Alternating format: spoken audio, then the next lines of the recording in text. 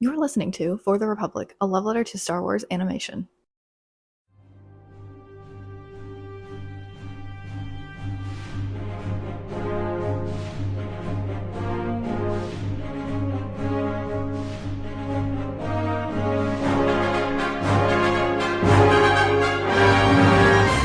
Hello there. All right, welcome back to For the Republic, a love letter to Star Wars animation. We are here to talk about episode 12 of season 3 of The Bad Batch, titled Juggernaut. We are getting very close to the end, and I'm kind of devastated.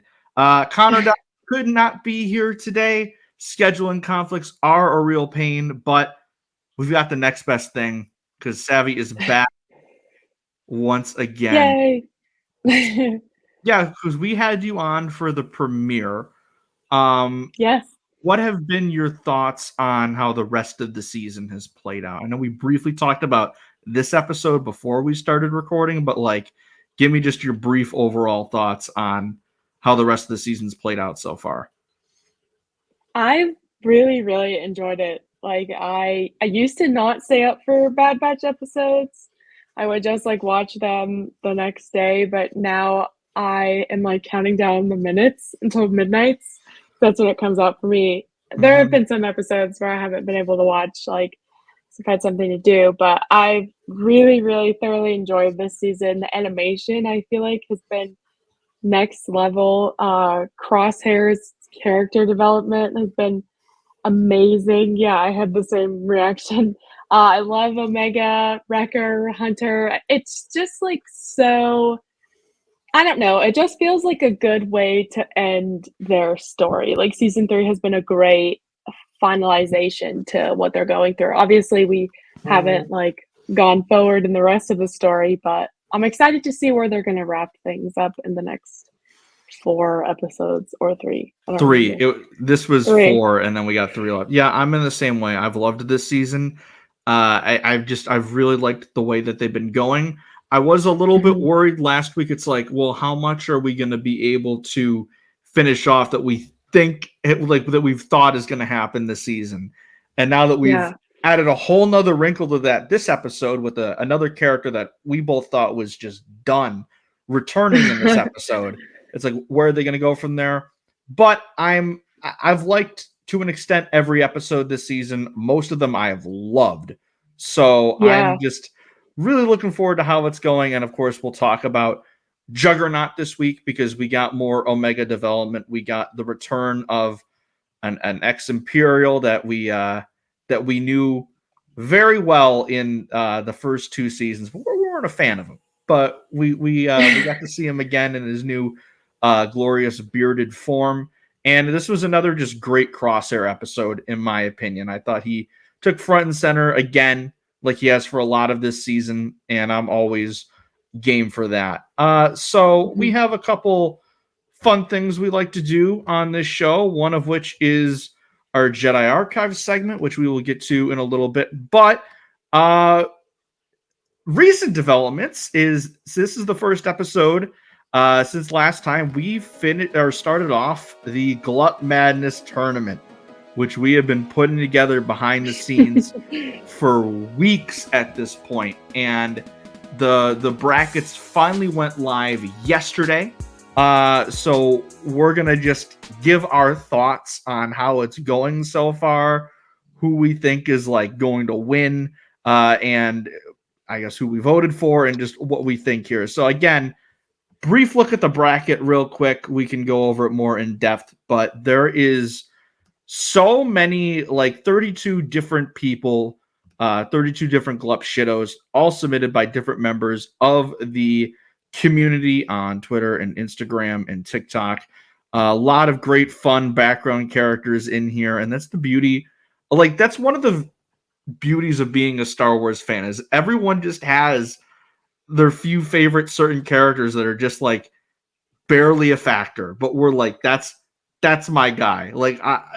I'm connecting to you. And I thought no better way to combine the personal connections with the Star Wars universe and fandom that I love doing this show. And then also just doing a fun little Twitter poll thing, and the engagement has been way bigger than I was even expecting. Like, I thought we would just have like a couple people have fun with it, but we've had people that aren't even involved with the tournament like going all out and being like, oh my god, like who are we gonna pick? This is the randomizer, as I've said several times, for people being like, how dare you for certain matches. It was out for blood. It was 100% out for blood, and Savi and I were no stranger to that, because we ended up getting not the most favorable matchups for our GLUPs. But just going through, so again, I am there are certain characters like I expected to be on here, like Ochi, like he's people love him. And then like it's going like some of these are going the way I expected. Like I kind of expected Ochi to win, even though it's getting a lot closer. I am not like, I'm super behind on the comics, so I have no knowledge of who Devil Lompop is, but I've heard the name a couple times. I know people are fans of her, and she's going up against a pod race character from Phantom Menace. So Deva's really cool. I'm excited that she made the bracket. She's like in the High Republic era all the way into the Imperial era. So I don't know. Yeah. I'm excited to see also a pod racer in there though. Yeah, we got a couple in here though. We got a couple. And then there are a couple that have been competitive. But you put Turgle in any bracket, and I'm just worried he's gonna win the whole thing. Because that is like an insane difference right there. This is easily, if you're just listening, it's Turgle is currently beating Manjolpa, who is a character from the Droids cartoon, 85.8% to 14.2%. Like, it's just, at one point it was at 89%. I was like, wow. So I like some of these because they've gone back and forth, and we've had a couple that like the leads have shifted and they've changed, and characters have gone way higher than I was expecting, or made the match a lot closer. This is the one I'm like confident that I can call. Like, Turgle's making it to round 2. And then we had a big case of the randomizer just being cruel, because it put a couple together. Jared and Taylor going together. Sora Bulk, who is a weak-way Jedi who fell to the dark side in Legends, against Sebulba, so another pod racing character. Again, this is where it's like, I don't know if I would consider Sebulba to be a GLUP Shido, but apparently my character is not a GLUP Shido, so it is what it is. No, I definitely feel like your character at Sebulba are GLUPs, like, for sure, 100%. I mean, if they have like less than 30 minutes of screen time, I feel like they've passed. Because like Sebulba is like, he's just in. Well, he's got like one brief scene in Mos Espa, and then he's just in the pod race scene, and that's it. I don't think he makes any other appearances. So like, he's memorable, but I think he's still considered a GLUP, because someone was like, "Oh, well, this character can't be a GLUP Shido because they have figures and stuff like that." But it's like, especially back in the day, they would make, if you were on the screen for half a second, they'd make a toy for you. So I don't consider the figure that, like, Constable Zuvio has a Black Series figure. Like, you're telling me he's not a GLUP Shido? So well, that's the thing about GLUP Shidos, is that they are memorable, and that's what makes them a GLUP Shido, is that even though they don't have a lot of time spent with like the reader or the audience, what makes them a GLUP Shidio. What makes them one is that they're a memorable character. Exactly. So, so I would consider Sebulba to be that. When Jared was telling me, because I had never heard of Sora Bulk before, and he was telling me his backstory, I was like, all right, hold on. I need to do some research now.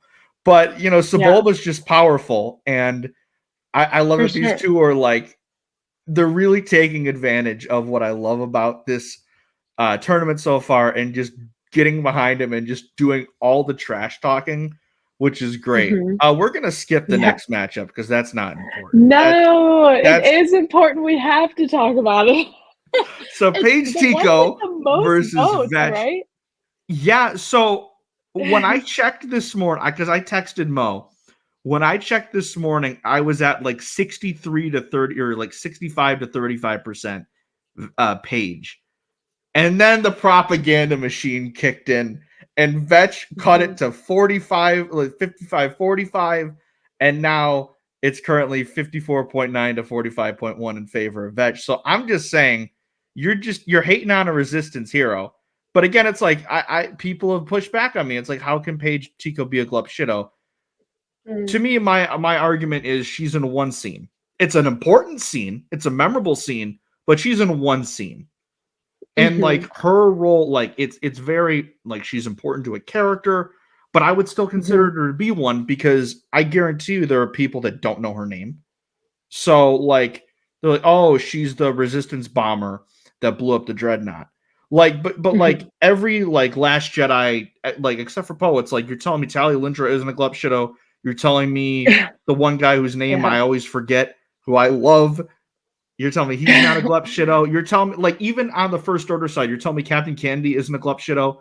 Like, if you're using that logic, they are. And it's like, yeah, she has a Funko Pop, which I have. But, like, Vetch is loved. And he's literally in one scene. Like, Vetch is definitely a Glup.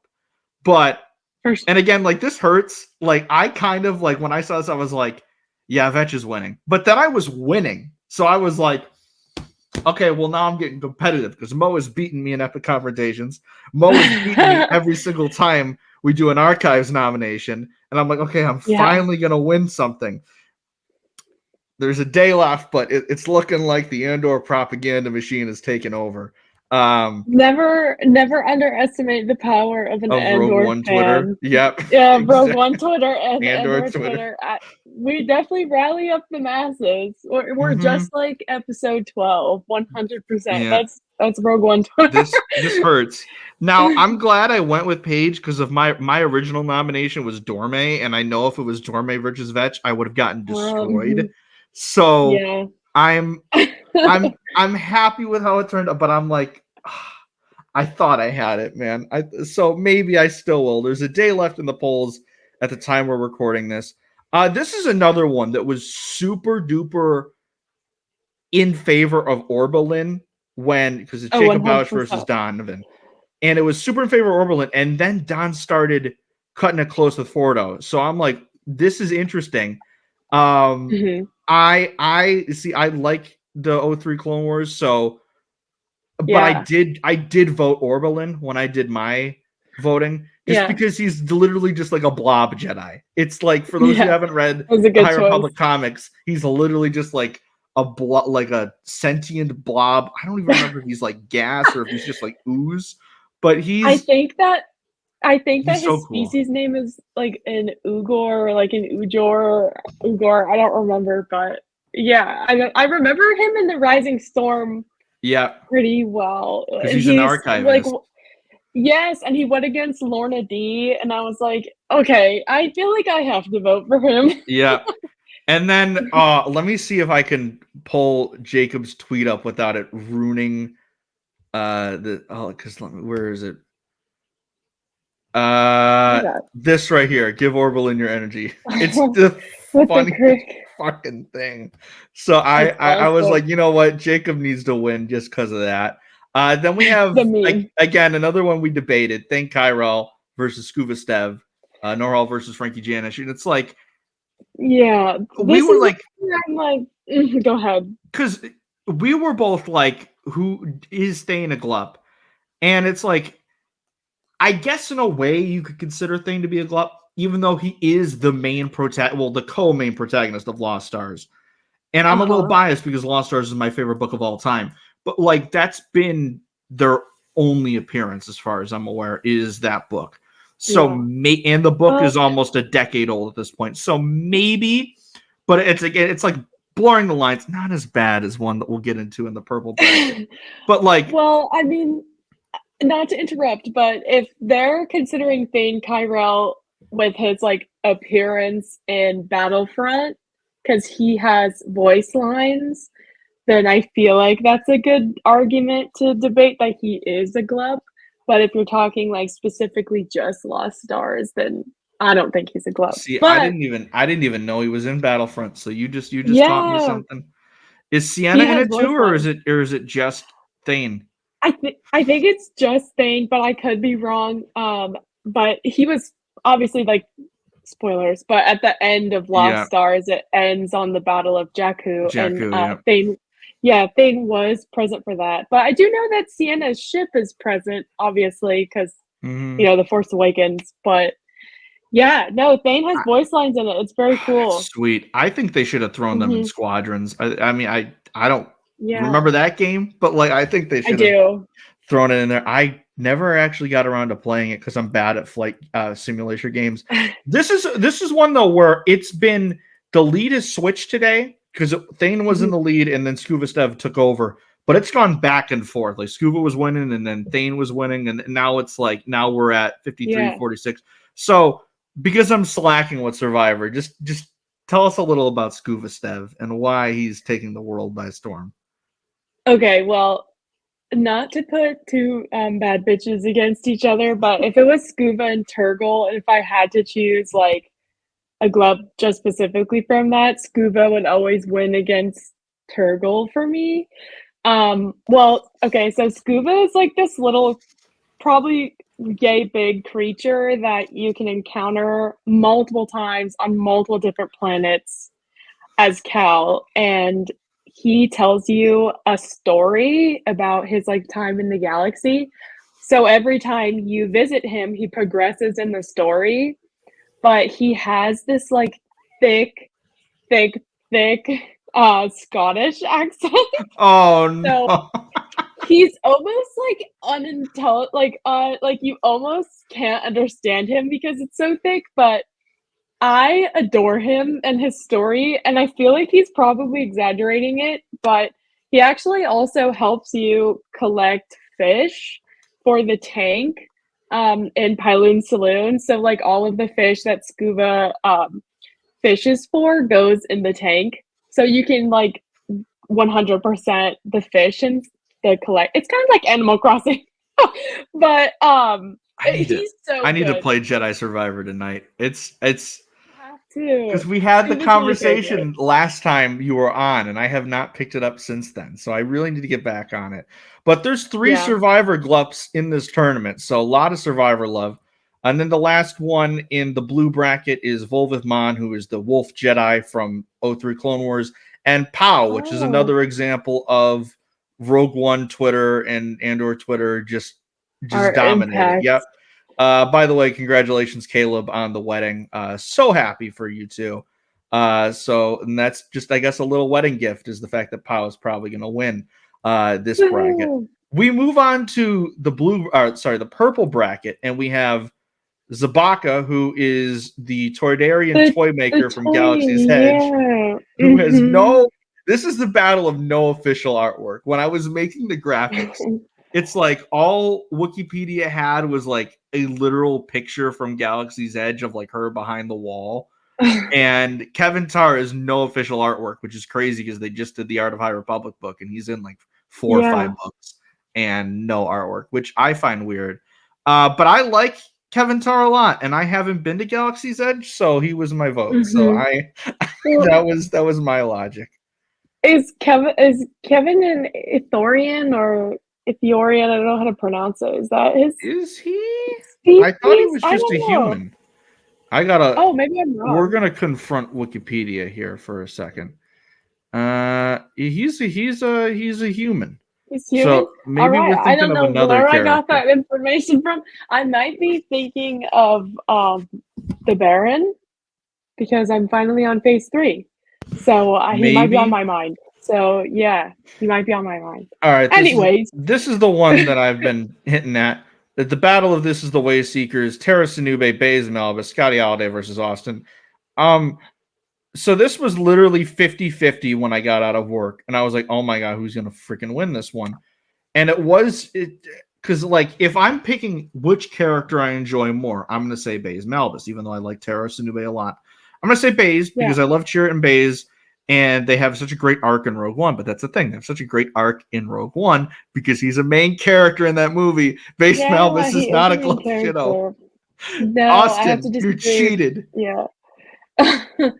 Terrace Nube in the Clone Wars episodes, I feel like I wish there was more on him, but I do feel like he is a pretty solid GLUP.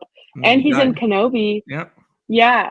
Unfortunately. Unfortunately, We find out how. Yep. We find out Yeah. why he's in Kenobi, and it hurts. But Austin, my dude, because to peel back the curtain, I messaged him and I was like, "Hey, I am looking for reps. Do you want to put a character?" And he was like, "Yeah, is Vetch taken?" And I was like, "Yep, that's Mo's rep." It's like, "All right, well then put me down for Baze." And at that point, I was so desperate to fill the bracket because I was struggling big time, and I was like, to find people. And I was like, all right, yeah, fine, whatever. And so, if he wins, because I'm worried if he beats Terrace Anube, he might win the whole thing. And I'm like, Baze Melv is not a GLUP Shido, but I don't know, man. Who are GLUPs though?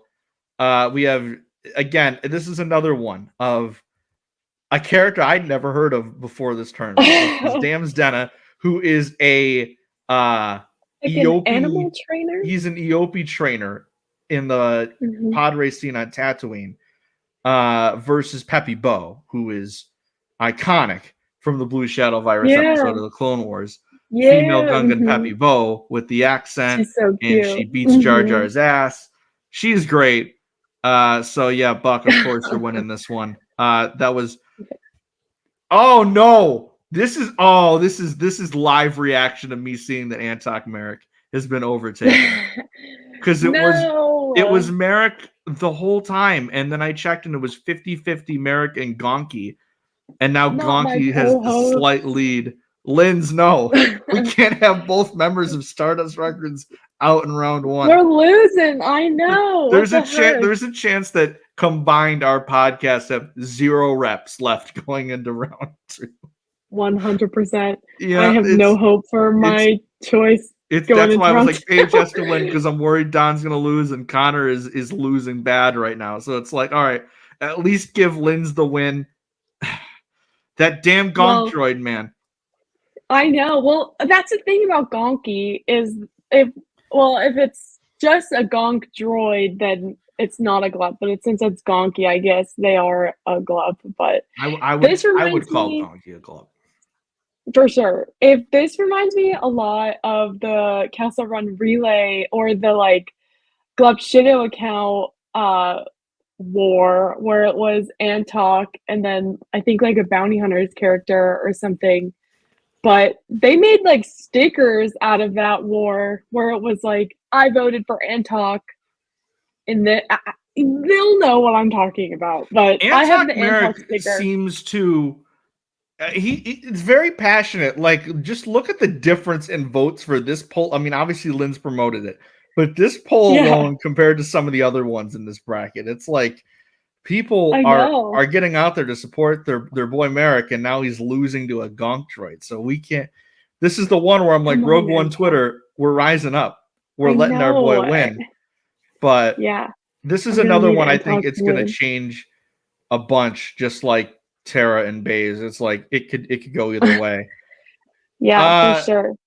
Completing the Survivor trifecta, we have Har, who is, as I call him, Abulio, because I don't know the name of the species, and I just know them as that.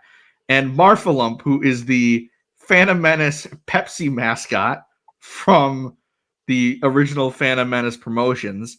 So that's literally going. I would that's a great call there. Tell me a little bit about Har, because I haven't gotten there yet. Okay, Har. I have a hatred for the Ovisian species. You'll know why when you get to phase 2, and it's just a personal preference, but he's an Ovisian. I think that's how you pronounce it, and he is basically the Star Wars version of a ski bum or a hippie, essentially, in my opinion. That's how he talks. He kind of stands right by Skuvistev, and you can go to. He doesn't come until a little bit later, but I think he's like always offering Cal for help or something like that. He just was not so memorable to me, but then again, I also have a hatred for the Obsidian species. But Bulio is actually I the love name. Bulio. Yes, I do like him too. He's in, I think it's Rise of Skywalker or Last Jedi, but he's the one who tells Finn and Poe to win the war. Yeah, win where the he's like, war. Yeah, it's at the beginning win of the Rise. war. Yeah, Yeah, it's yes. Mark So I Hamill. do. It's Yes. great. Oh my gosh. But yeah, there's no Vissian and Path of Vengeance, and if you know me, you know I don't like him, but even though he did nothing wrong. So that's all I'll say. But Bulio was also on my list of potential nominations. So we could have had two of the same species in here, and Savi would have been very upset. It would have been funny if it was Obsidian versus Obsidian, but Yeah. I'm glad nobody Nobody else did voted. that. Nobody else voted Yeah. for your character that you hate in Phase 2. Thank goodness. See, he's not memorable, so it makes sense. There we go. And now the Mother Off, which you are involved in because your I choice am of involved Dora in the Malley Mother Off. versus Depa Balaba. It's getting so many votes. It's getting so many people invested, and yet Depa is raking in the votes so far. She is obliterating Dora Malley. That randomizer, I feel like we have to have a couple of words with it because it put words. Yeah, once again to put two bad bitches against each other, but I'm so surprised High Republic Twitter has not come through. I'm disappointed. I'm surprised and disappointed.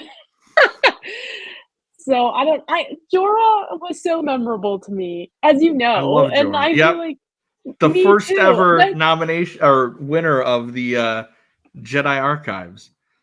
Yeah. And also, that's Reed Silas's mother. I know. So like Reed Silas's mother versus Kanan Jarrus's mother. Kanan Jarrus. Yeah, I don't know. I mean, they both like gave birth to them and raised. Yeah. I'm just kidding. I know that they didn't, but yeah, I don't know. I think that Depa might be taking this one, but Jorah is a winner in my heart. So hey, I voted Jorah, and I love Depa, but I voted Jorah, and it didn't work. It's okay, but it is what it is. What counts. As we finish off, we have Alden Diaz's nominee Wameth, who is the same species as the little baby from Bad Batch a couple weeks ago. He is in the scene in Solo where Han and Lando are playing cards, and I think he high-fives Han at one point. Hell yeah. And then Boost, who is a clone trooper from Clone Wars. Donovan's brother was nominated in that, and it's gotten close, but never underestimate the power of Alden Diaz. So that's what I say every day. Yeah, I know. Sometimes you just have to channel your inner Alden Diaz, but record a 6-hour episode.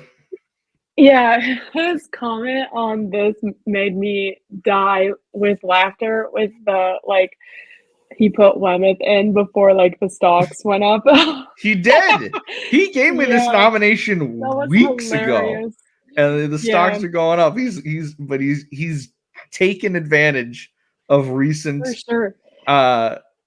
conversation. Speaking of Solo, though, this one hurts my heart because I didn't know the name of the little green guy that sings "Chicken in the Pot," but it's that guy, Leo Primock. Versus yes, and the chicken in the pot. Yeah, the best song in all of Star Wars. So I was like, I have to vote for him. And nope, Claude. So I mean, Claude is my dude, but like, Claude is that guy. So right now, I'm just gonna assume Turgle is winning the whole tournament. And call it Turgle wins. I'm just. I hope that he doesn't win. As like a Turgle non-enjoyer, and maybe that makes me a witch, but Scuba Step over Turgle any day. Hope it comes out. Well, maybe that'll end up. Maybe we get to the point because they're both on the same side of the bracket. So maybe we get to a point where it's Scuba Stev versus Turgle, and you can prove to the world that Turgle does not deserve it. Well, that would be the the second time Scuba Stove beats Turgle because Lindsay and I at Stardust Records had a war with them too, and Scuba Stove came out on top. So we'll see. There we go. So Yeah. that is just a little preview of the matchups that we have in this first round of GLUP Madness. You can head on over to our Twitter at For the Repub Pod. Vote on the brackets if you have not yet. And sometime at the beginning of next week, check back for round 2 and see how the tournament continues throughout the next couple weeks. This is where the fun begins indeed. Now, before we get into the episode proper, where we get to talk about Rampart and his glorious beard, it's time for another fun segment that involves fan voting, and that is the Jedi Archive. Possible. Perhaps the archives are incomplete. The last 2 guests we've had on this show have talked through the soundbite, and I've just gotten very irritated editing them. Oh, no, this is not good audio content. But there it is. This, for those unaware, is the content. This is the segment where we each nominate something Star Wars related, put it to a Twitter poll, and the winner of said poll gets inducted into our Jedi Archives. And we didn't have a archives last week because we put out 2 Bad Batch episodes in the same week because I was going on vacation and I needed to haul ass. And then, of course, the day I'm leaving, the Tales of the Empire trailer dropped. So I was like, all right, guess I got to make one more video. But last time it was between a couple heavy hitters, and the winner via upset was Porter Ingle, a more High Republic rep. Nice. Recently, so it beat out the cursed ship name for Asajj Ventress and Crosshair. Oh, thank goodness! that I nominated, because I felt like I had to, even though I didn't want to. And I'm so glad it lost because I don't want to see that every time I pull up this graphic. I don't want to see that. So. Congratulations, Donovan, for that win, even though you're not here this week. My nomination, I'm going to keep it fairly simple, is Daisy Ridley, because it was her birthday yesterday at the time of recording, and I love her dearly. She's getting so much goodwill lately, and the trailer for what's the name of the is it The Woman in the Sea, or am I missing? Yeah, the Young Woman in the Sea. The Young Woman in the Sea. Yeah, it's a play off of The Old Man in the Sea, the book. Mm-hmm. So I am very excited that she is getting so much love, and I saw her recently in Sometimes I Think About Dying, which was excellent. And I just love the character of Rey to death. I don't care what anyone says. I'll always love that character. And I am so excited for her to come back in the new Jedi Order film when we eventually get that. So Daisy Ridley, again, what that character has meant to me over the years has impacted me in a way that I struggle to put into words just because of how much it's meant to me. Like, I have a Rey poster right there. So I get really pissed when people shit on her because she's one of my favorite characters of all time. And I know it's not popular to say these days because, ew, the sequels, but like, I don't care. I'll always love Daisy, and she's my nomination. Again, I know, like I've said for years, like my pipe dream goal with this silly little talking into a microphone and writing and talking about movies is to eventually get to a point where I can have an interview with Daisy Ridley. And if I get to that point, I don't need to do anything else for the rest of my career. So there's that. So Daisy, happy birthday. You are my nomination this week. But it's going to be tough because you have just sent me your nomination, and I'm going to pull it up right now. Yay! Okay. Well, first off, while Markion is here, that is such a good nomination. I love Daisy. I also have a Daisy Rey poster right over there, but it's so nice to hear sequel love. I feel like it's rare nowadays, but they hold such a special place in my heart as well, especially because like it had been so long since we had seen live action Star Wars and like Star Wars in a movie theater, and the like first shot of Rey. Whoa. the like first shot of Rey was just so special with the her coming down the thing and the helmet Yeah. coming up. But mine, that one, not just specifically like this Marchion Row by Phil Noto, but all Marchion Row by Phil Noto.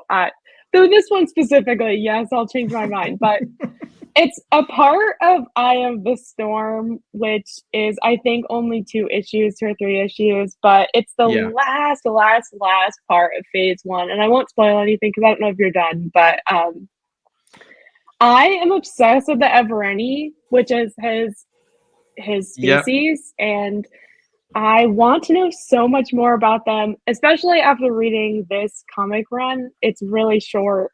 I am just in awe of like the writing, and it's just such an iconic cover, especially because it's this guy. But I don't know, like the Evereni have become some of my favorite Star Wars species.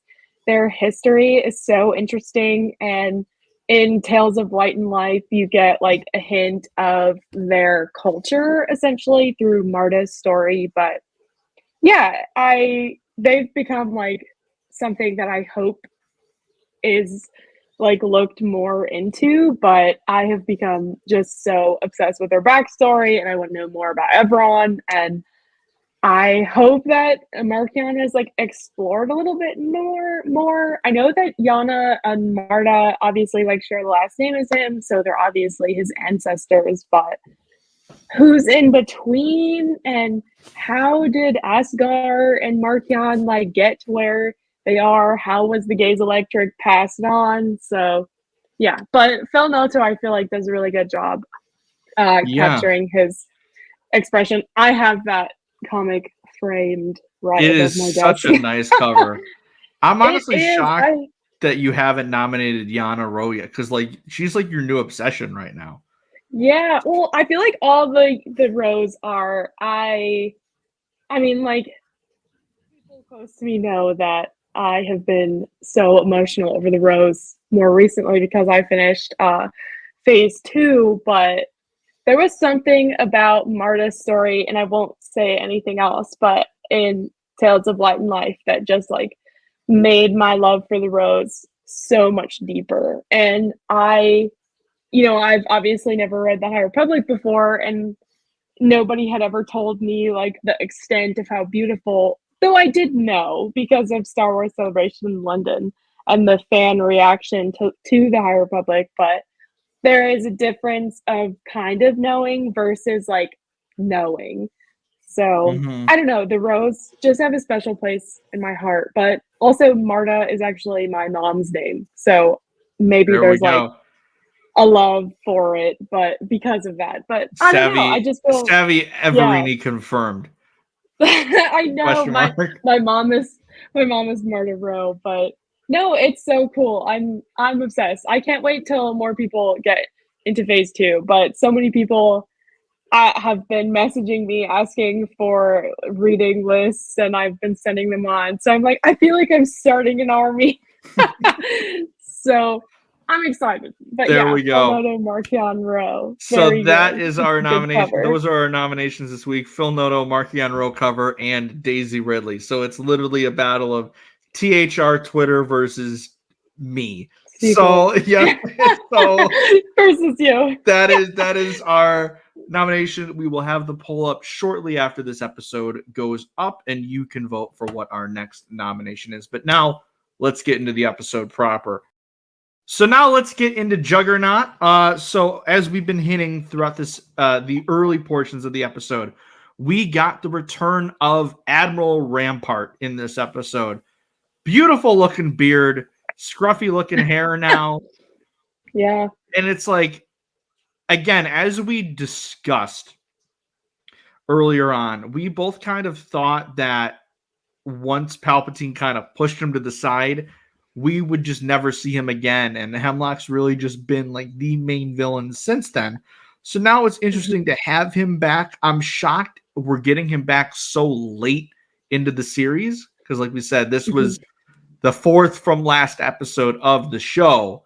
So to bring Rampart back and have him be kind of like the missing link between the Batch and Tantiss is interesting, and we got a fun, action-packed prison break episode out of it.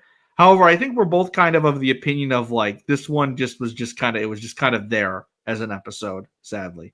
Mm-hmm. Well, I feel like I do feel like it was kind of an in-between. I don't want to say a filler, because I feel like that word has become a bad word, but definitely something that is going to progress the story.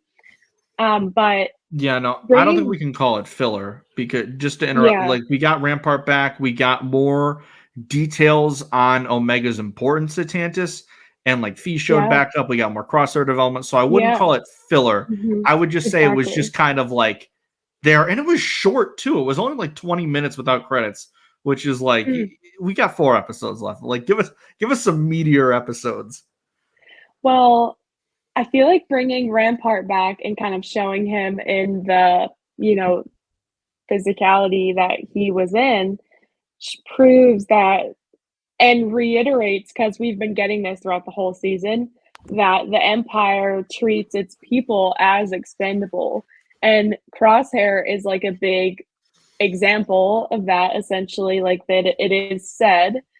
And Rampart was an admiral. Oh my gosh, an admiral. I could not pronounce it, but yeah, and all the way up to admiral, from like a basic soldier, you are an expendable person, and especially if you're with the Empire. So I do wonder if that means that Hemlock, like that's kind of a foreshadowing for Hemlock, because he is this really important antagonist, but is his brain like, does he matter more than Project Necromancer to Palpatine? So I don't know. Well, we kind of this episode. Don and I kind of talked about this last week when there was that brief moment when Hemlock and Tarkin were talking, and we were like, "Oh, this is just Tarkin's going to try and find a way once he knows what this project is to sneak his way in there and take credit for sabotage it." Mm-hmm. Yeah, that's a good point. Yeah, like with Krennic and the Death Star. Yep, it's like Hemlock, like whether or not he knows. Like the big thing we've seen as a theme throughout this show is that so many people are expendable to the Empire. Everything except Palpatine is expendable to the Empire. And I think that's going to be a big way that Hemlock goes out, is him kind of fully realizing that in his last moments. And it was just, he's been, I mean, Sinister doesn't even begin to describe him, but like the way we see him in this episode, just so like calmly describing to Omega her importance and then just trapping her in the vault at the end of the episode.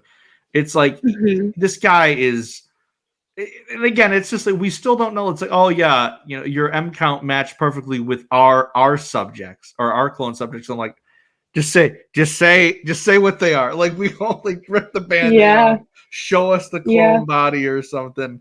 But I know.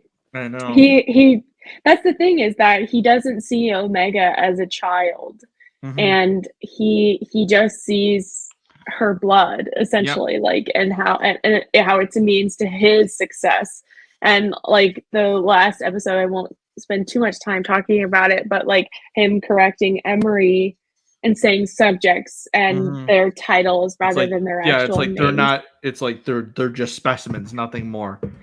Yeah, so he dehumanizes the children, and it's agony to watch because these are kids. Like, they don't deserve that, especially, well, I mean, none of them do, but especially Omega. Like, we know and love her, so to see her being treated that way as just a specimen rather than a person, it's like, oh man, I hope Hemlock gets what's coming for him. It's heartbreaking.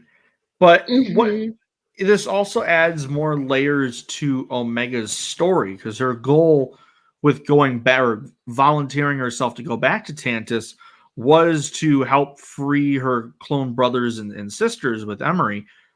But now that we have her meeting the other Force-sensitive children that have been stolen by the Empire and subjected to these experiments in the vault, like she's going to try to have them escape too, because that's Omega's her whole thing that we've talked about the last couple of weeks is her. I guess her unique skill or ability is her empathy and her kindness and connecting with people, and we've seen that on display throughout the entirety of the series. And it's going to be tragic, but in these last 3 episodes, I'm very curious to see what her reactions are with those kids. How is she? What kind of plan she comes up with, and if she's going to try to get Emery further towards turning to the light, because we're seeing more and more of it each week. Like, we had that brief moment of empathy at the beginning of the episode where Emery was like, for what it's worth, I'm happy that you're safe, and then Omega's like, am I? And then she can't even respond. So I know. Yeah, I love Emery. Like, I feel like she has good intentions, and I do think that she will aid, like, in Omega's escape and in the clones' escape. I also love the idea of, like, Emery convincing Scorch to help out. I don't know. Somebody brought this up, and so I won't take credit for it, but I thought that it was so good because, I don't know, when Scorch went with her to go get the child from Cad Bane, I was like, I feel like there has to be some more history here or future here, that maybe he'll help in the escape. I don't know. I just want, like, all of the clones to turn against the Empire. Like, that would I want be a clone rebellion. just the most, like, fist in the air moment. It would be like the Narkina arc, but with clones. Yep. So there we go. Now I want that. Now, like, give us One Way Out, but with the clone troopers. Like, we need this. When we go back to the batch, however, we also, actually, before we do that, because I need your input here, because it's been a very contentious topic on the podcast the last couple weeks. Who do you think CX2 is? Okay, I have 3 I have 3 theories, and I feel like some of them are stupid, but I also feel like they're not crazy. But and that's not an insult to people who might agree with me, but it's just like they're making it really difficult, because I've noticed that the clone assassin uses not just, like, Tech's mannerisms, because that is one of them for me. I think it could be Tech. But I hope not, because Tech had a beautiful sacrifice. Yeah, Tech sacrifices are beautiful, and I hope that like that would be the end. But my thing that I said last week is like, I now hope it's not Tech, solely for the fact that I want CX2 to die so freaking bad, and I don't want that to be what he's done. Yep. Yeah. Okay, so my other 2 theories was that it's a Crosshair clone. Yep, that's my theory. So, because of this shot of him shooting the pilot down, like, through the sniper rifle, like, I just feel like that was way too good of a shot for it not to be somebody who's an expert at sniper rifling, I guess, shooting. So that's one of them. But, and also in the earlier episodes, our first, like, duo episode drop, the fighting in the ocean, in the river, just felt so personal to Crosshair. It was like all of his faults, like just shooting Venom directly with his words. So I was like, it's like he's fighting himself. And not only is that, like, physical fighting, but it's like there's guilt and shame that Crosshair must feel, and he's not, like, fully bringing it. It's like, it's the one thing that he has to let go of for the hand tremor to go away, or, like, for the guilt to go away, but he's not realizing it. But then my third theory is that it's and this is where I feel like it's kind of stupid, but I feel like it's a mixture of all of them. I've thought about that too. Yeah, because they show each, like, the clone shows mannerisms from Tech, shows mannerisms from Crosshair. He's fought with a knife before. He's shown explosive explosive skill. So I don't know. I feel like it could be all of them. Like I don't know. It's very I've good. thought about that. I'm like, oh, is it like a mixture of Tech and Crosshair? But then I'm like, oh wait, hold on. There's some Hunter in here too, and then there's all like with the Wrecker. knife. Like Wrecker is the least Mhm. emphasized, but there definitely is some there like some increased strength and like you said, explosives. So Yeah. it's very possible. I'm leaning towards the Crosshair clone. I think, like I said, I was when they first started teasing this clone, I was like, it's Cody. But now that it's been more of a personal thing with Crosshair as opposed to with Rex, with how the CX clones were originally introduced, I'm like, okay, well, it doesn't because now it's like Crosshair and Omega has never met Cody. So I feel like the stakes there are just gone.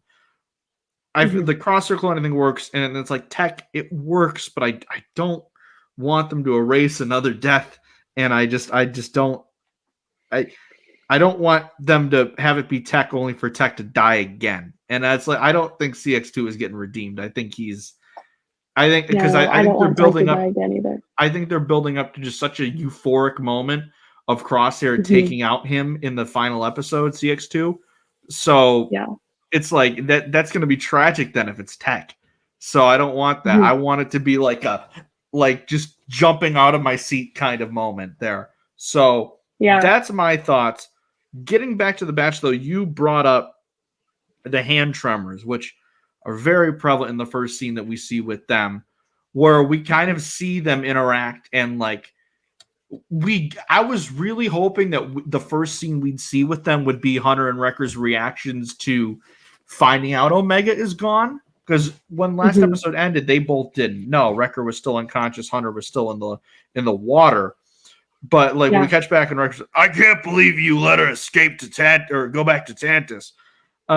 So I was hoping there'd be a bit more conflict because my big unfortunate theory that I was proven correct on last week was Crosshair's tremors. It's going to all build up to there's one big moment where he needs to make a shot and he misses, or the mission fails and it causes some conflict. And I was like, all right, it'll just be like kind of like a lower stakes kind of thing, like kind of like what we saw in the action this episode. I wasn't expecting it to be missing the tracker to find Tantiss and get Omega back. Like that was like Jennifer Corbett, Brad Rowell, what are you doing to my emotions, man? Like that hurt. But when they bring up Tantiss again and they're talking about, oh, we can't find it, and the tremors start back up, literally just the mention of it and him like having these repressed moments where he's like, actually, hold on. I think I might know one other way we can find Tantiss. And I just think there's still so much more that we haven't unlocked in Crosshair's memory and his time there. And this tremor that is just the most emotionally invested I've been in a character's arc in Star Wars in a very long time. I'm just so deep into it at this point. I feel like every single week they add a new layer to it that gets me further hooked into his story. Yeah. No, his story is, I feel like, being done magnificently and very taken care of. I think that he has a very complex backstory that I feel like a lot of people in real life could be relating to. And I feel like it's really, really, like I said, handled with care. And each episode, he's kind of opening up a little bit more to his brothers. Like Hunter, I remember in the exact same scene you were referring to earlier, he was like, well, why didn't you tell us? And he was like, well, I didn't really want to go back there, or I didn't really want to feel like I could, and I loved the way Wrecker and Hunter responded, which was kind of nothing at all. Because in a way they get it, like they understand not wanting to go back somewhere. But yeah, I think that he has become one of my favorite Star Wars characters. And I feel like the list changes a lot, but he has definitely solidified a high spot. He's getting higher on my list. Yep. Yeah, because of the love and care that's being put into his writing, and I've just adored seeing him with Omega as well. I think that he is a great big younger brother to her, but even as like another father figure, I just love that he has somebody that is so patient and who has been with him through the time on Tantiss, because Omega has seen what's going on and has experienced it, so she understands it in a way that like Hunter and Wrecker won't be able to. But Absolutely. Getting into Fee's return, which was nice. And it was also kind of funny that it's like, how do you even get here? Because the Empire is still kind of leaving as the episode is beginning. And she's like, oh, I just snuck through the cavern entrance. Like, that's now like 3 people that have used an exact entrance to get into Pabu. Which, by the way, doesn't seem like a safe place to hide from the Empire, but we kind of knew that already from last episode. Yeah. It's not confirmed yet that it isn't that, but I'm glad that it looks like the Scarif theories might be done after what you did to me. Yeah. Yeah. Won't get blown up. If they stayed on Pabu, maybe there'd be more theory to it. But the fact that the Empire left at the beginning of the episode and aren't just occupying the island is kind of shocking. But like, I love the little way of like, oh, how do we get off the island? And then boom, Fee shows up like almost instantly. It's like, there we go. And then I just loved their interaction. It's like, oh, we need a ship. It's like, oh, you must be Crosshair. Tech told me all about your winning personality. So is that a no? And it's like, any friend of Brown Eyes is a friend of mine. I'm like, I know, right in the feels. I know that. I love Fee for that. Like her trust in Tech was so big that even just like meeting Crosshair, she was like, yeah, well, Tech trusted him, so I will too. I have done such a 180 on Fee, because when she was first introduced, I didn't like the character because I thought she was just like a slightly better version of Sid, and we know how I feel about Sid. Now, like, we definitely know that. I don't know if I've mentioned that before. But like each appearance she had added on it to the point where now it's like, I just love her. And I love how she's still like the complete opposite of Sid, to where like Sid backstabbed them and even gave up Fee's location last episode, which like they were buds. So like she literally will turn on anyone. Whereas Fee is sticking by the batch and the loyalty she had to Tech and their relationship that we got cut away from us as soon as it began, which is tragic. But I love her character, and I love how she's just a consistent like ally for the batch, and how much she cares about Omega and all of them over time. And just the little thing of like, that's the first interaction we have with her and Crosshair, which built off of one of my favorite like little lines from a couple episodes ago where they were talking, Omega and Crosshair were talking about Fee. Crosshair just goes, who? Like, and now that we finally get to see them interact, and I love it. But we get to this planet and we find out that Crosshair thinks that Rampart might know where Tantiss is, because he was there when they decommissioned Topoka City, and Crosshair was still in the Empire when Rampart was arrested, which is one of those things, because like he went so long without appearing in season 2, Crosshair, that like you're like, oh yeah, he was, even though he wasn't shown, it's like he was still there. So he knows where the labor camp is. It was giving, even though it was different, it was giving that one episode of Mando season 2 vibes with Mayfeld.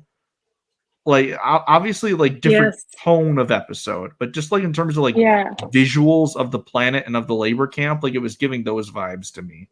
Yeah, well, somebody made a comparison of Melshi getting Jin off of Wobani. Yep, there it is. There, I know. Rogue One references are always going to be brought up, but with me especially. But yeah, no, it was very similar, like off of the transport, and I actually thought it could be Wobani, but you know, a girl can only dream. But to go back to what you said about Fee, like always working you said something along those lines, like working with the batch, but it makes me think about how like they don't know that they're a part of a much bigger cause yet. Like right now they're basically thinking that they're only doing it for Omega, like just to get her back, but they, like Nemec says, they don't know that they've already enlisted in the cause yet. And like the smallest act of insurrection is pushing the line forward, if you see where I'm going with it. But it makes me like, they think that this is just for Omega and like it's just to get her back. But then I feel like they're going to make a much bigger dent on the Empire than they know. And if it has something to do with the sequel trilogy, like the clone of Palpatine wasn't a good clone. Like it's not like it was a successful one, but yeah, we know this whole thing on Tantiss fails because of episode 9 and because of the stuff on Exegol. So we know like Project Necromancer is still a thing during The Mandalorian, which is 20 plus years after this show happens. And then we still know 30 years after that, it's like not working. So this constant thing of them trying to find this clone for Palpatine is going on for a very long time. And it just shows like when they had the best option, which was the Kaminoans in Kamino, they blew that up because the Empire is the Empire. And it ended up being the thing that bit them in the ass. And we're going to see that too with Tantiss, and it's going to be great.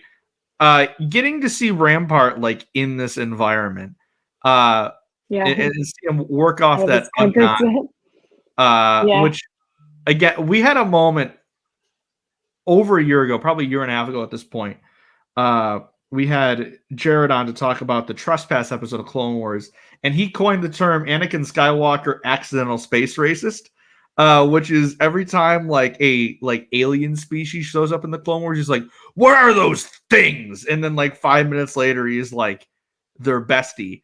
Rampart is intentional space racist, Vice Admiral Rampart, because he's like, the Ugnaughts talking to him, and he's like, "I don't speak whatever it is you speak." And it's just like, all right, like we know like he's still kind of an asshole, but like I don't know. There's something just funny about him this episode. Just him in this new look, his interaction. The fact that like Wrecker's literally throwing him around like a rag doll at points.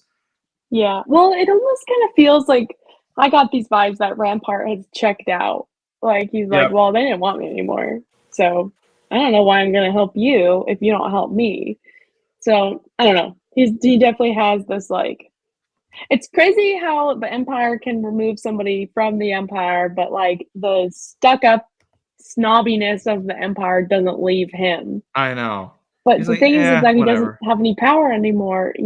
So he has no power. He's just one nameless person on this labor camp doing the same job as all these other people. Like it doesn't matter. It's like, oh, I was a vice admiral. It doesn't matter. You're here because the Empire no longer had any use for you, and this is what they'll do to people.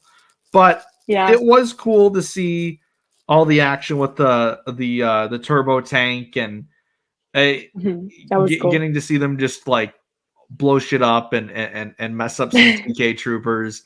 I just love the moment where the troopers go on top of the turbo tank. It's like, we got troopers on top, and they just immediately just like throw them all out, and one of them just gets crushed in between like the wall. That was like, good. all right. And then when they get Rampart back, like that moment of him immediately recognizing Crosshair, it's like, you remember me? How touching! I'm like, he said it. He said the line, and I lost it because he did the thing. He did the thing. It's like, oh, I love this man. It's like, Julie, do the thing indeed. But like the of the episode from last season, Solitary Clone, like the power dynamic has changed. Where now Crosshair has the power in this situation. It's like, are you going to the upper hand? Not yet. And eventually just stuns him. And again, but like Rampart still being slimy, like, oh, I'm not going to give you this information. I'm not going to say a word until you get me off this planet.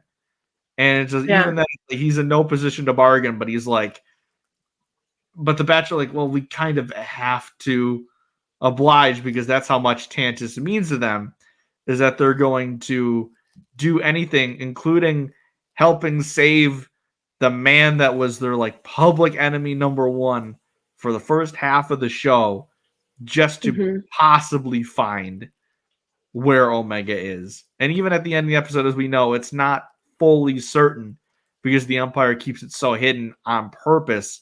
But it's like, I might have something there. It's like, oh, we're all in this together. As Rampart, big High School Musical girly. Yeah, that's funny. Yep, understood that reference. I understand. There we go. But yeah, again, like a lot of this episode to me was just like, oh, well, that's fun action, and oh, we're moving things. But it just like, I don't know, like it was just like I was watching it and I was like, I don't really have much to discuss here. It's just Rampart. His stuff is interesting, and the end bit with Hemlock and Omega is chilling. But like this whole extended action sequences, I'm like, well, that's cool, and that's cool, and like I just nothing really stuck with me, which is sad because of how much I've enjoyed this season. But it was just like it was fine. Like I described it on Twitter as it was a good episode, but not a we have 3 episodes left in the series good kind of episode. Which like I don't know. I kind of expected something more, which maybe that's my fault because it was just a fun like if this took place 3 episodes into the season, I'd probably think much higher on it than I am currently. But right now I'm just like, I don't know. I wish there was a little bit more that this episode gave us. Like give us an extra 5 minutes or something, or give us more besides this, give us more depth to this prison break. It's just like we go in there and look, we get Rampart, but we still end the episode not having the answers that we're looking for. So it's like, how much longer are we going to stretch this out is my question. I think it was the way that it was to like leave us wanting a little bit more, and to kind of have us anticipate the last 3 episodes also a little bit more. I think it's supposed to like keep us on the edge of our seat. Like it's like, how are they going to work with Rampart, and what are they going to do, and how are they going to get on the planet? So I don't know. I think it did leave me wanting more, and it did leave me more anticipatory for the next 3. I am so curious to know where it's going to go. Like incredibly curious. I have no idea. Like it didn't kill my hype at all. Like I'm still like, oh my god, what's going to happen? But I'm like, all right, like no notes. It's weird. Yeah, no notes. It's so weird. Like I'm thinking this. It's like every other season or series where like, oh man, 8 episodes isn't enough. We need like 12. We need the Andor treatment. Bad Batch is 15. And I'm like, man, 15 episodes isn't enough. We need more. It's like, well, how much do we need? Well, especially because we know it's going to be the last time like we see the Batch. And like the first 2 seasons had the 16 episodes. So I'm just like, give us that extra one. I think would have really helped a lot. But I'm still hoping that the last episode is going to be like kind of how the first episode of the series was, where it was kind of a mini movie. I'm hoping the same is going to be the case for the last episode, just because I'm like, at this point, I'm like, I don't know how you can possibly tie everything up in one 23, 25-minute episode. But I'm curious, like, where Rampart's going to take them and what new twists and turns go from here. I did see a really funny meme where it's like looking at like them reuniting at the Rex's base camp and like Hauser and Rampart making like eye contact. Like, what the hell? That was a funny meme. So it's just like, Hauser's definitely like, why do we keep bringing in these? Like, I can understand Crosshair, but Rampart, like, come on now. Like, what is this? He arrested me. Like, this guy, like, this is a guy that, like, it's going to be so curious seeing him work with clones, because, like, this is the same guy that we saw view them as so expendable and literally, like, kill clones, like, on screen. because they were refusing to go through with his orders or to lie in the mission report. So it's just Rampart Rampart also gave the okay to destroy Camino. Yeah. So it's literally, this guy's got bad history. He's got bad history, but I do like how it's becoming like, yes, it's still helping the clones, but it's now also turning into helping the people that the Empire threw away and the people that the Empire harmed, like Rampart, these kids on Tantiss, Pabu. Like, there's so many different Fee as well. There's so many different elements, and I'm so curious to see where we go from here. But yeah, that was my main takeaway from this episode, was because they showed teaser images, or someone showed a picture of, before I watched the episode, they showed a picture of Rampart in his new look, and I didn't know it was him. I was like, who is this guy? And then I saw the episode, I'm like, Crosshair said Rampart. I was like, wait, what? But to me, the best part of the episode was when Rampart was stunned and Wrecker just literally like throws his limp body into Fee's ship. I just found that it was so funny. I did see some people say that they were like tense and worried that when Wrecker was making the jump that he wasn't going to make it because of what happened with Tech. But I don't know. I just that was another thing about this episode to me, was I didn't feel any of the stakes. I was fully confident that whatever they did on this planet, they were going to get out just fine.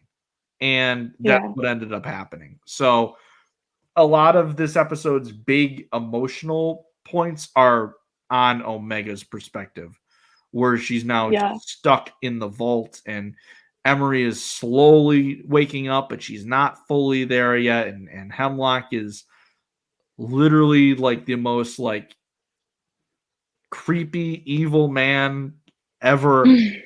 And it's going to be heartbreaking to see her in this position. But I'm very curious, and I do like how they're going further and further into the detail of why Omega is important. Like, we've never been able to replicate M count in a clone. Like, every single time it lowers, but you're the one where it stays constant when we add it to our clones. So you can tell how important she is to Tantiss. So it's like, if Omega gets out of this series alive, which I think she will, and I'm like actually kind of confident that she's going to be in one way or another in whatever our next show is on the animated side. But it's like, when Tantiss is like, when they get through this series, like, are they just gonna be like, all right, yeah, well, we're not gonna follow her anymore? Like, I'm very curious of how the cloning and Omega and Tantiss, how that wraps up, because there's so many questions I have, and the fact that 3 episodes left, like, it's crazy. Like, I can't fathom that this show is almost done. Like, it feels like a final season, but it's also like, I'm not ready at all to say goodbye to these characters. Let it go. Yeah, it'll be tough, but I have faith that they'll wrap up their story pretty well. So, I mean, Jennifer Corbett is an amazing writer. Yeah, they've knocked this season out of the park so far. So I am fully confident that they'll wrap this up in a very satisfying way, because they know what they're doing, and like, they have their, like, they keep teasing us that things are coming, but I'm like, is it coming? But I'm also like, well, they are, like, so I don't know. I'm just very excited for what's to come, and we now have another instance of scruffy beard character. So there it is. It's been a lovely addition. So yeah, I think we can kind of wrap things up here. Overall thought, like, it was a decent episode. I think we're both in agreement here, but it was just like needed a little bit more there. But I can't wait for next week and what's coming next. Next episode is going to be called Into the Breach, which I think just the title alone, I'm like, something sounds like it's going to go down in that episode. So scary, but also exciting. So Yeah. again, thank you for tuning in for our Bad Batch coverage this week. As we mentioned earlier in the episode and dedicated the first half of this episode to GLUP Madness tournament, head over to our Twitter at For the Repub Pod. Vote on the polls. We got 1 day left at the time of this recording. And round 2, we will see who comes out of round 1 victorious. And then the next round of matches will go up probably Monday is when I think I'm going to start those polls. Maybe Sunday, we shall see. Savi, thank you for coming in sort of last minute and helping us out with the episode. Where can everyone find you? What are you up to? The whole 9 yards. You can find me on Twitter, TikTok, and Instagram under the same @ it's Andorisms, so ANDORISMS. I've been doing a lot of book reviews on my TikTok. I post kind of more personal stuff on my Instagram, but you guys are welcome to follow it. And my Twitter is where I am just a Star Wars fan. But yeah, any of those, I love interacting with people. It's really fun. I've been reading a lot of the High Republics. I've been posting a lot about that, but I am still at the core of my soul an Andor and Rogue One girly. So yeah, that's where you can find me. Perfect. And then Stardust Records, of course. You just had the Ethan Sachs interview a couple weeks ago, which is crazy. That was so fun. We interviewed him about the Bounty Hunters run, which is an amazing comic run. I don't know if you've read it, but I adored it. It was really good. It was great talking to him about it. I had more questions for him afterwards, but yeah, if you like Bounty Hunters, it was a great run, and you can listen to that interview. And if you haven't read it, I really recommend it. But our next episode is a Bad Batch coverage episode, and then a Phase 1 talk with a special guest. So, yeah, we have 2 episodes coming out soon. Very cool. Very cool. I can't wait for those. As for myself, you can find me everywhere, Twitter, Instagram, TikTok, at Starlight Andrew. Pod, like we said earlier, you can follow us on Twitter at For the Repub Pod, on Instagram and TikTok at For the Republic Pod. We are getting dangerously close to hitting 300 followers on Twitter. Thank you for everyone that has joined us through GLUP Madness. So welcome aboard. Hope you stick around. I personally am 2 away from 400 on my own Twitter. So we are getting towards some milestones here.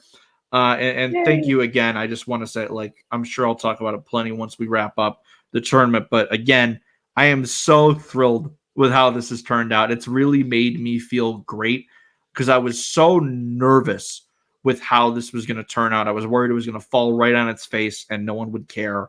But the fact that I'm seeing so many people and I'm meeting people through this tournament, and just because of their interactions and them picking a favorite in this tournament, I just think it's fun. It's one of the big reasons why I love doing stuff like this, is little moments like that. StarlightJournal.blog. I'm slacking big time, but I have 3 articles in the drafts right now. I'll have them up soon. I don't know. Writing hasn't been my number one priority lately, mentally, but we'll get there soon. And recent stuff we put out on the channel. I put out a Tales of the Empire mini trailer discussion last week, talking about the return of Barriss, which I screamed very loudly about. I'm so excited about that. And I'm next time Don is on, we're gonna do some Outlaws talk as well, because the trailer for that dropped, and my girl Kira is back, and I am not gonna shut up for months. So look forward to that. New Bad Batch episode coming next week, and then we have a mini Clone Wars episode coming as well, talking about the Bounty Hunters Kurosawa-inspired episode of Clone Wars coming very soon. So look forward to that. So a lot coming soon, so stay tuned. And as always, until next time, may the Force be with you. Always. May the Force be with you.